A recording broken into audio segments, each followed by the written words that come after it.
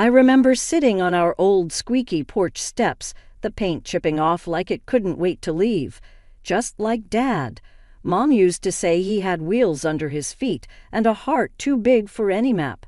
I never really got what that meant until the police came that day, saying Dad's truck was found abandoned by the side of some forgotten highway. I was just 7, clinging to Mom's skirt, not really understanding, but feeling the weight of her silent tears. Mom Jane was a fighter, though. Without Dad, she took on double shifts at the local diner. I'd often fall asleep to the sound of her coming home late, trying to be quiet, but never quite managing it. One evening when I was about 12, I asked her, "Mom, why do you work so much? Aren't you tired?" She sat beside me, her eyes tired but kind. "Ella, we've got to make ends meet. Life's tough, but we're tougher, right?" I nodded, not fully understanding, but proud to be tough like Mom. Then came the hammer blow that was Mom's cancer diagnosis when I was 18. She fought it hard, but it was like trying to hold back the tide with a spoon. She passed away quietly, leaving me with nothing but memories and a stack of bills. College was supposed to be my escape, my dream. I managed to scrape together enough for the first year, but after that, I was on my own. I juggled classes with 2, sometimes 3 jobs, anything that would pay. One particularly grueling night at the campus library, I remember breaking down. I was alone, surrounded by books that seemed as heavy as the world on my shoulders. That's when I first met John. He walked over, his eyes full of concern. "Hey, are you okay?" he asked. I wiped my eyes, embarrassed. "Yeah, just college stuff," I managed to say, a small smile forming. That's how it all started with Jan. He was different, kind, and always there, like a steady rock in my turbulent sea. He didn't have much, but he shared everything he had with me. Half a sandwich, notes from classes, even his old, battered laptop. We'd sit together, sometimes talking, sometimes just sharing the silence. It was comfortable, safe. I hadn't felt that way since Mom was around. "You know, Ella," John said one day, "you're the strongest person I know. You're going to make it. I'm sure of it." I laughed a bit bitterly. Strong. I feel like I'm barely hanging on. That's what being strong is about, isn't it? Hanging on, even when it's the last thing you want to do. I looked at him, really looked at him, and I realized he was right. I was strong like Mom, and somehow I knew I'd make it through, with or without wheels under my feet. College life wasn't anything like those fancy brochures. It was hard, gritty, and it tested you in ways you never thought possible. I remember my second year, standing in line at the financial aid office, my stomach in knots. The lady at the counter looked at me like I was just another number. Next, she called out, not even looking up, "Hi, I'm here about my scholarship renewal." I began, but she cut me off. "If it's not renewed in the system, there's nothing I can do." I walked away, feeling a mix of anger and helplessness. That's when I bumped into John again. "Hey, Ella, everything okay?" he asked, his brows furrowed with concern. I shook my head. "No, not really. Financial aid's a dead end. Looks like I might have to drop out." John was quiet for a moment. "That's rough, but hey, don't give up. You're smarter than half the professors here." I chuckled despite the gloom. "Thanks, John. I don't know what to do." "Come on, let's grab a coffee, my treat. You can tell me all about it." That coffee turned into many more. John became my go-to person at college. He had this way of making problems seem smaller, more manageable. "We should start looking for a job on campus. Might help with the money situation," he suggested one day. I rolled my eyes. "You think I haven't tried? It's like everyone's out to get me or something." John leaned in. "Not everyone. I hear the library's looking for someone. You're always there anyway, might as well get paid for it." That's how I ended up working at the library. It wasn't glamorous, but it paid some bills. Between stacking books and serving coffees at a local cafe, I barely had time for studies. But I was making it work one day at a time. John and I grew closer. He wasn't just the guy who bought me coffee anymore. He was my friend, my confidant. He knew about my mom, my dad, and all the messy bits in between. It was one evening while closing up the library that John said something that stuck with me. "Ella, you're going to make something of yourself. I just know it, and I'll be here cheering you on." I smiled, feeling a warmth spread through me. "Thanks, John. That means a lot." College was tough, but with Jan by my side, it felt like I had a fighting chance. He was more than a friend. He was a reminder that some good still existed in this crazy, mixed-up world. After college, life took a turn I didn't expect. John and I got married. It wasn't some big fairy tale wedding, just a small courthouse due with a few friends and less fanfare. We moved into this tiny apartment that had more cracks than walls, but it was ours. It felt like a fresh start, a new chapter. Then came the problem. John's mom, Mrs. Smith. The woman was a piece of work. The first time she visited our place, her nose wrinkled like she'd walked into a dumpster. "This is where you live," she said, her voice dripping with something that was half disbelief, half disgust. I tried to smile. "Yeah, it's not much, but we're happy." She snorted. "Happy?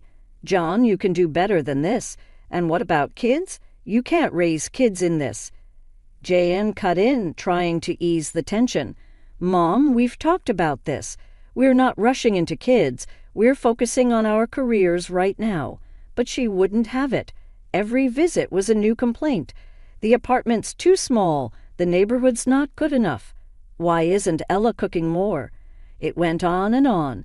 One evening after she left, I turned to John, frustration boiling over. "Doesn't it bother you, the way your mom talks about our life, John?" "Ever the peacemaker," he shrugged. "She's just worried about us. That's how she shows love, I guess." "That's not love, John. That's criticism." "There?" "It's a difference," I retorted. He didn't say much after that. It was like he couldn't see what was so clear to me. His mom's words were chipping away at us bit by bit. Things got worse when she started hinting we should move somewhere better. I lost it one day. "John, we can't afford some fancy place." "Why doesn't she get that?" John looked uncomfortable. "She just wants the best for us, Ella. Maybe we could look at some other apartments just to keep her quiet." "Keep her quiet? John, when are you going to stand up to her?" "We married. This is our life, not hers." He didn't have an answer. That silence said more than any words could. So we kept living our life in our tiny apartment, with Mrs. Smith's disapproval hanging over us like a bad smell. I loved John, but his inability to stand up to his mom was driving a wedge between us. It was like he was still her little boy, not a grown man married and making his own way in the world. As time marched on, so did our lives, but in different directions. I landed a job at a marketing firm, and it was demanding as hell, but I loved it. I was climbing the ladder, making something of myself. John, on the other hand, was stuck in the same old job, a manager at a local retail store. He seemed okay with it, but I couldn't understand why he didn't want more. One night, I came home late, exhausted but buzzing from a successful project. John was on the couch, glued to some TV show. I flopped down beside him. You won't believe the day I had. We landed the big account. John grunted. "That's great, Ella." I frowned, looking for some enthusiasm. "Aren't you happy for me?" He turned a bit annoyed. "Of course I am. It's all you ever talk about. Work, work, work." I sat up, stung. "Well, sorry for being passionate about my career. What do you want me to do, be like you? Satisfied with just getting by?" He shot up. "What's that supposed to mean?" "It means, why don't you want more, John? Why are you content just being this?" He didn't answer, just stormed off to bed. I stayed on the couch, fuming and hurt. The tension spilled over into everything. Simple conversations turned into minefields. Then came the day when John dropped a bombshell. He wanted us to move to a bigger place, something more befitting our status. I stared at him like he'd grown a second head. "Befitting our status, John. We can't afford a fancy place. We're doing fine here." he was insistent. "But we can't live like this forever, Ella, and my mom keeps saying—" I cut him off. "Oh, so it's your mom again. When are you going to stop listening to her and start living for us, John?" His face turned red. "I'm thinking about our future, Ella. Maybe you should too." That hurt. It felt like he didn't see all the hard work I was putting into building that future. It was like we were on different planets. In the end, we did move to a house that cost us a whopping $12,000 a month. I could afford it, but it was a stretch. John seemed happier, but every time I wrote that rent check, I felt a part of me scream and protest. We were living in a house that was too big, with a gap between us that was growing wider. I lay awake most nights, wondering how we got here. Was it the money, the jobs, or had we just changed too much? Just when I thought things couldn't get more strained between John and me, life threw a curveball. John's dad fell seriously ill. It hit John hard. They were close. Overnight, our already fragile routine got upended. One evening, after a particularly rough visit to the hospital, John slumped into a chair, looking like the world was on his shoulders. "Dad's not doing good, Ella. The doctors, they say he needs constant care." I sat beside him, trying to be the supportive wife. "I'm so sorry, John. Maybe we can get a nurse to help," I suggested. He shook his head, his eyes distant. "No, I've been thinking. I'm going to take care of him. I'll quit my job and move in for a while." I was stunned. "Quit your job, John? Are you sure? What about our bills, the rent for this place?" He snapped. "This isn't about money, Ella. It's my dad. I need to be there for him." I understood, I really did, but the practical side of me was screaming. "And I get that, John, but we need to think this through. We can find another way to help your dad," I pleaded. He wouldn't budge. "No, my mind's made up. I'm doing this." So he did. John moved into his parents' place, leaving me alone in our big empty house. Days turned into weeks. I was juggling my job and all our bills while he was, I don't even know what. Every time I called or visited, it was the same scene. John either glued to his phone or the TV, looking exhausted and frustrated. His mom, Mrs. Smith, was always hovering, throwing in her 2 cents. One day I found him sprawled on the couch, a beer in hand, eyes glued to some game. "John, shouldn't you be with your dad?" I asked. He barely glanced at me. "He's sleeping. What do you want me to do? Sit and stare at him?" I bit back my frustration. "You could look for a part-time job, help out with our expenses." That got his attention. He sat up, angry. "Really, Ella? You want me to work now while my dad's lying there dying?" I tried to keep my voice steady. "We're drowning in bills, John. I can't handle everything on my own." His mom walked in, always perfect timing. "Ella, John is doing a noble thing, taking care of his father. You should be grateful." Grateful? The word hit me like a slap. Grateful. I'm keeping our lives afloat while he sits here doing what?